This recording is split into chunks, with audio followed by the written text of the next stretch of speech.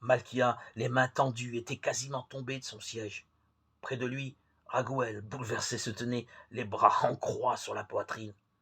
Du haut des marches, la femme de Pierre et sa mère, ainsi que la servante attirée par les éclats de l'esclandre, avaient repoussé le lieutenant et les policiers pour observer la scène. Va-t'en, sicaire de papier, raconte ce que tu as vu à Capharnaüm. Dis-leur que tu as vu Jésus. Dis-leur que tu as vu la fable nommée Jésus.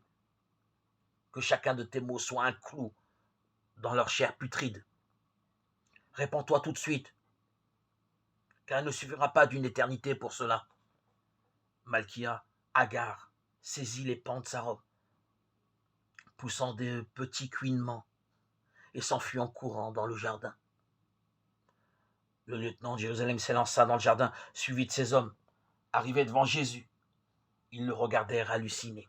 « Vous voulez m'arrêter » leur lança-t-il d'une voix enflammée. « Osez donc !» Ils reculèrent livides, puis détalèrent à la suite du greffier. Tout le monde dans le jardin demeura un instant figé. Pierre, André, Jacques, Jean, Bartholomé, Marie, Marthe, Lazare, Abel, la femme de Pierre et sa mère, les servantes et Raguel.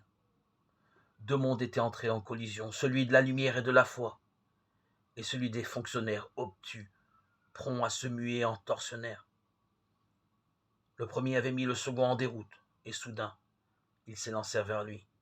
Ils l'étreignirent, le couvrirent de baisers. Il soupirait, il haletait de colère, les femmes sanglotaient.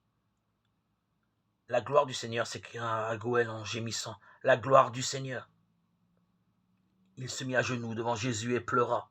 « La gloire du Seigneur » La gloire du Seigneur, répéta Thomas, d'une voix tonitruante. Il dépend de vous que vous la fassiez triompher, la gloire du Seigneur, répliqua Jésus. Raguel, veux-tu dîner avec un spectre ? Et devant l'expression ébahie du rabbin, Lazare éclata de rire. Jésus sourit.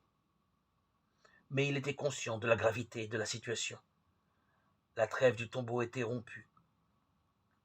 En une seule journée, les hostilités avaient été rouvertes avec les zélotes du sud, Hérode Antipas et les Sanhédrines.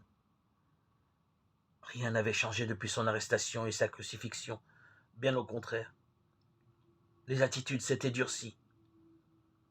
À l'évidence, Jésus ressuscité était pour eux plus dangereux qu'avant la crucifixion. Le combat continuait.